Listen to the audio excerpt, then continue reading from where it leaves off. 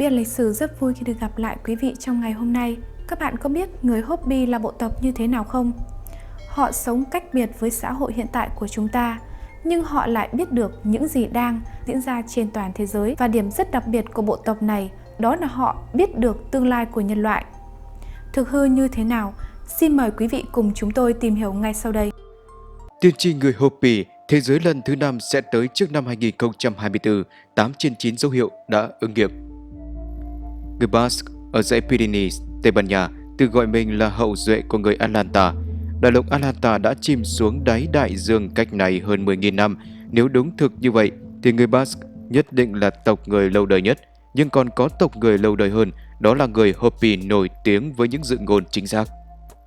Tại vùng Trung Tây Mỹ Quốc, vùng giao giới của 4 bang New Mexico, Arizona, Utah, Colorado nổi lên một gò đất cao ở sa mạc, có chút giống cao nguyên, có điều diện tích nhỏ. Nơi đây có một nhóm người Mỹ bản địa sống gọi là người Hopi. Họ có thể là tộc người lâu đời nhất trên thế giới. Cho đến những năm 1960, người Hopi đều có một cuộc sống nông canh đơn giản. Đàn ông mỗi ngày đều phải đi hơn 8 km ra ngoài trồng trọt. Phụ nữ phải từ nhà ở trên đồi cao đi xuống sông ở phía dưới để lấy nước, độ cao ước chừng khoảng 120 mét, cũng phải tốn rất nhiều công sức. Nhưng họ không cần dùng bất kỳ công cụ hiện đại nào, về cơ bản hoàn toàn cách biệt với xã hội hiện đại. Hopi dịch sang tiếng Anh là peace, hòa bình. Triết lý sống của tộc người Hopi là hòa hợp với tự nhiên, không tranh giành, có điểm khá tương đồng với các ẩn sĩ đạo gia của Trung Quốc.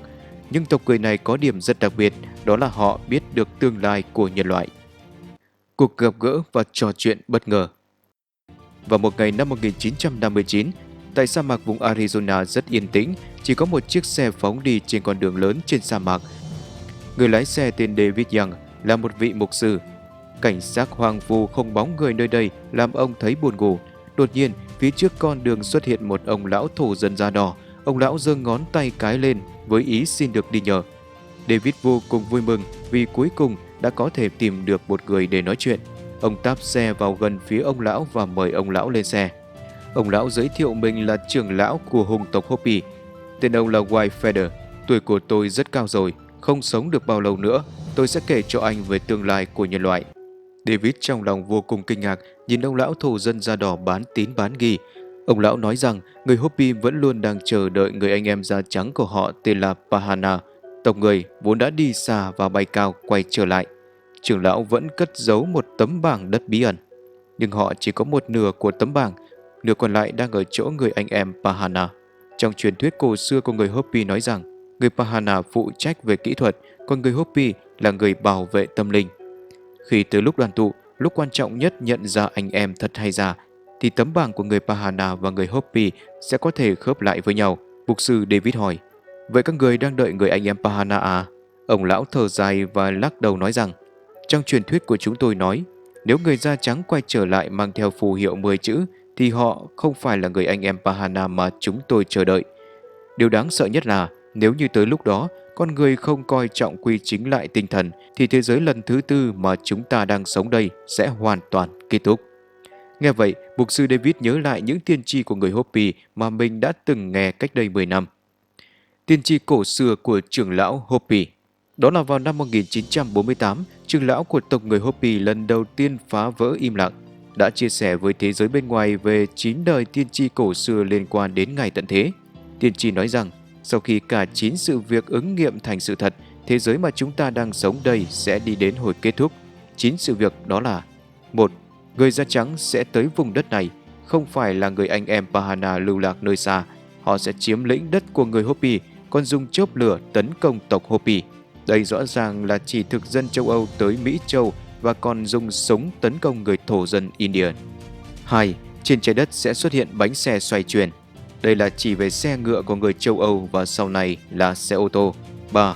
Trên vùng đất của họ sẽ xuất hiện một loài bò hoang dã chưa từng thấy với sừng rất dài. Đây là chỉ loài bò người châu Âu mang tới, không phải loài bò nguồn gốc ở Mỹ Châu. 4. Trên vùng đất sẽ có con rắn sắt ngoằn ngoèo chạy ngang dọc. Đây rõ ràng là nói về đường dây tàu hỏa. 5. Trên vùng đất sẽ có một loại mạng nhện lớn bao phủ. Đây là nói về đường cáp mạng thông tin. 6. Trên vùng đất sẽ bị những con sông xây bằng đá chạy xuyên suốt. Đây là chỉ về những con đường cao tốc. 7. Biển lớn biến thành đen, rất nhiều sinh vật sẽ vì thế mà chết. Điều này rất có thể chỉ tới việc nguyên liệu dầu bị rò rỉ, sự cố tràn dầu chảy ra biển gây ra thảm họa sinh thái. 8. Nhiều thanh niên để tóc dài tới khu vực bộ lạc để trải nghiệm phương thức sinh hoạt và trí huệ của bộ tộc. Điều này rất có thể nói về phong trào hippie nổi lên trong thế kỷ 20. Họ hứng thú với văn hóa thổ dân và muốn tìm kiếm trải nghiệm. 9. Lời tiên tri quan trọng nhất là thành phố trên bầu trời của địa cầu sẽ sụp đổ cùng với một âm thanh cực lớn, sẽ có một ngôi sao xanh xuất hiện. Khi đó, tộc người Hopi sẽ nhanh chóng ngừng các nghi thức của họ. Mục sư David trấn tĩnh và nghĩ, lẽ nào những lời tiên tri đó thực sự thành hiện thực? Ông vội hỏi trưởng lão Whitefelder rằng, trước khi thế giới thứ tư này kết thúc sẽ phát sinh sự kiện bất thường gì? Vị trưởng lão trầm mặc một lát rồi nói rằng sẽ có những dấu hiệu trước khi xảy ra đại hủy diệt như thế giới sẽ liên tục rung lắc. Điều này có thể giải mã là động đất. Người da trắng sẽ chiến tranh với các dân tộc khác, sẽ có rất nhiều khói và cột lửa bốc lên, còn có dịch bệnh và vô số cái chết. Chỉ những người có tâm linh và những người sống ở vùng đất Hopi mới được an toàn. Sau thảm họa sẽ có nhiều thứ cần phải xây dựng lại.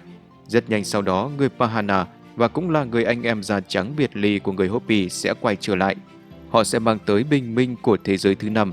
Họ sẽ gieo mầm trí huệ trong tâm con người, mặc dù những hạt mầm này hiện đang được gieo trồng và chúng sẽ trải đường cho sự hưng khởi của thế giới thứ 5. Sau đó vị trưởng lão nói rằng, cảnh cáo cuối cùng là thành phố trên không sẽ bị tấn công và sụp đổ trong một tiếng nổ lớn, một ngôi sao xanh sẽ xuất hiện và nghi thức của bộ tộc người Hopi sẽ chấm dứt. Câu chuyện này được ghi trong cuốn sách Bộ tộc Hopi của tác giả Frank Waters. Ông là một trong những người da trắng được phép ghi chép lại bí mật của bộ tộc người Hopi. Ông nói rằng, người Hopi phát hiện ra nhân loại đang có tín hiệu đi tới hủy diệt và nhắc nhở mọi người chú ý. Trong tiên tri Hopi nói rằng, văn minh nhân loại hiện nay là văn minh kỳ thứ tư, cũng gọi là thế giới thứ tư. Văn minh lần thứ nhất bị hủy diệt do một trận lửa lớn, có thể là do sự phun trào của núi lửa lớn. Nền văn minh lần thứ hai do vị trí bất thường của cực Nam Bắc, cũng là cực từ đảo loạn, Nam cực biến thành Bắc cực biến thành Nam cực, nên nhân loại bị hủy diệt. Văn minh lần thứ ba do một trận đại hồng thủy hủy diệt. Sau khi kỳ văn minh lần thứ tư của chúng ta kết thúc, sẽ nghênh đón một hình thức văn minh mới, chính là thế giới thứ 5. Lời tiên tri cuối cùng. Trong cuốn sách của mình, Frank Waters nói rằng 8 lời tiên tri đầu đã thành hiện thực. Sự ứng nghiệm của lời tiên tri thứ 9 có bao gồm một vài điểm chính. 1. Thành phố trên không bị tấn công và sụp đổ. Khi cuốn sách của Frank Waters xuất bản năm 1963, bản thân tác giả cũng không biết điều nói đến cụ thể là gì. Thành phố trên không là chỉ cái gì? Có người cho rằng đó là chỉ các trạm không gian.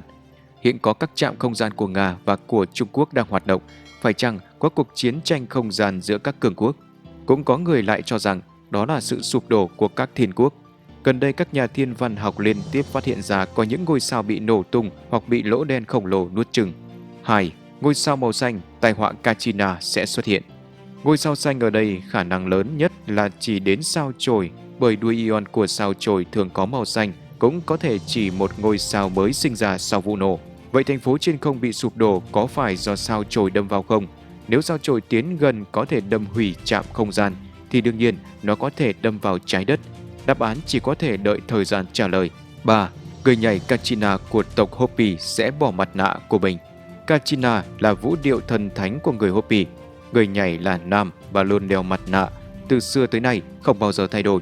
Nhưng đến ngày tiên tri trở thành hiện thực, người nhảy sẽ bất ngờ không may lỡ gỡ mặt nạ xuống. Lúc đó chính là thời gian đại tịnh hóa sẽ rất nhanh tới. Theo như Frank Waters giải thích, ngôi sao xanh Kachina vẫn chưa xuất hiện và nghi thức vũ điệu Kachina của người Hopi vẫn tiếp tục. Như vậy, trước khi ngày tận thế tới, chúng ta vẫn có thời gian để quy chính tâm linh của mình. Vậy chúng ta quy chính như thế nào? Một tiên tri khác của người Hopi dường như có đưa ra câu trả lời. Tiên tri Hopi tiết lộ cách vượt qua kiếp nạn và thời đại mới sau kiếp nạn. Tại O'Reilly ở bang Arizona có một bức vẽ trên động đá cổ. Hình vẽ trên đó giống như của trẻ vẽ bằng diêm, còn có các hình tròn, hình đường thẳng. Nếu cho rằng đây là tranh trừu tượng của người Hopi cổ thì hoàn toàn không đúng, vì đây chính là một tiên tri khác của người Hopi cổ. Chúng trông có vẻ như bức vẽ trên đá đơn giản nhưng hàm chứa ý nghĩa rất sâu. Đó là lời tiên tri về hồi sinh của một thời đại mới sau kiếp nạn. Do hình ảnh gốc trên đá không còn rõ, chúng tôi dùng những hình ảnh dưới đây để giới thiệu một cách lý giải khá cao. Hình người ở góc bên trái giống như một vị thần. Cây cung trong tay trái của ông cầm biểu thị chỉ thị của ông đối với người Hopi, chính là vứt bỏ vũ khí, duy trì hòa bình. Đường thẳng phía trên bên phải của vị thần là đường chỉ thời gian. Nơi có chữ thập đại biểu cho người Pahana ra tới, người da trắng xâm chiếm châu Mỹ. Hai hình tròn đại biểu cho đại chiến tranh thế giới lần thứ nhất và lần thứ hai. 4 người nhỏ ở phía trên đại biểu cho 4 chủng người trên địa cầu, cũng chính là người da vàng, da trắng, da đen và da đỏ. Đường thẳng đâm đại biểu cho thời gian thế giới thứ tư hoàn toàn kết thúc. Đây là điểm quan trọng của tiên tri. Bên trái có biểu tượng mặt trời với phù hiệu chữ vạn ở bên trong. Đây là biểu tượng của Phật Pháp, cũng là chỉ hòa bình thời viễn cổ xa xưa. Góc bên phải giống như thập tự giá của người Celt, đại biểu cho lý niệm cực đoan. Nếu con người lấy lý niệm cực đoan để tiến lên thì sẽ đi trên con đường gập ghềnh không có tương lai, chính là những đường cong trên. Nếu chiều theo Phật Pháp, theo tư tưởng hòa bình viễn cổ xa xưa thì sẽ đi trên một con đường khang trang rộng lớn, ngô sẽ lại sinh sôi nảy nở. Đó chính là một khởi đầu hoàn toàn mới. Bạn nghĩ sao về chủ đề ngày hôm nay? Người Hopi cũng đã cho chúng ta một câu trả lời để thoát khỏi dịch bệnh lần này. Có câu thơ rằng, tai họa cùng giáng xuống, giàu nghèo cũng như nhau, vẫn còn một lối thoát, chân tướng tìm cho mau. Với kiếp nạn của nhân loại đang diễn ra hiện nay, hẳn ai cũng đặt ra câu hỏi, dịch bệnh bao giờ mới hết, làm thế nào mới thoát khỏi dịch bệnh chết người này? Các nhà khoa học nói rằng cần ăn uống đầy đủ, sống lành mạnh, rèn luyện thể dục thể thao, ngồi thiền, luyện tập khí công. Vậy quý vị đã áp dụng cho mình phương pháp rèn luyện nào? Xin hãy chia sẻ phía dưới bình luận. Nếu các bạn yêu thích chương trình của Bí ẩn lịch sử thì hãy ấn like và giúp chúng tôi lan tỏa tới nhiều người hơn nữa. Và đừng quên ấn nút đăng ký kênh để nhận được thông báo khi chúng tôi có video mới nhất. Kính chúc quý vị luôn có một tâm hồn thật an nhiên, một cuộc sống thật bình an. Phương Thúy xin chào và hẹn gặp lại quý vị trong những video tiếp theo.